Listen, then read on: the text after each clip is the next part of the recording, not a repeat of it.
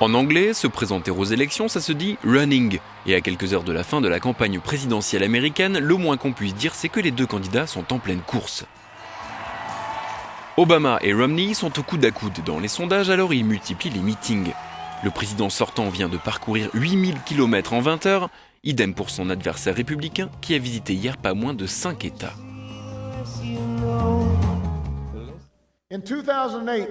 En 2008, nous étions au milieu de deux guerres et de la pire crise économique depuis la Grande Dépression.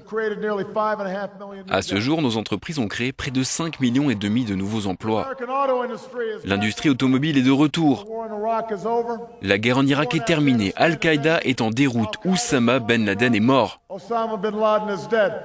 Nous avons fait des progrès ces 4 dernières années.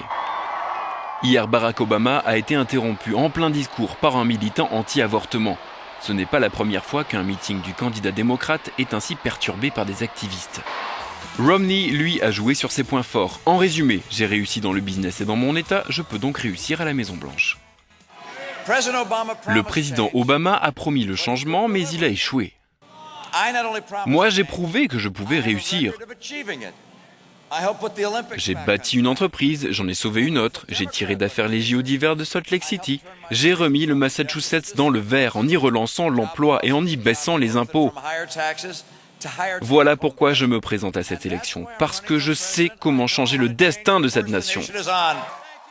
Ce week-end, des centaines de manifestants se sont réunis à Washington pour dénoncer le projet du candidat républicain de baisser le budget de la télévision publique. Ils craignent que les célèbres marionnettes de Sesame Street ne se retrouvent à la rue.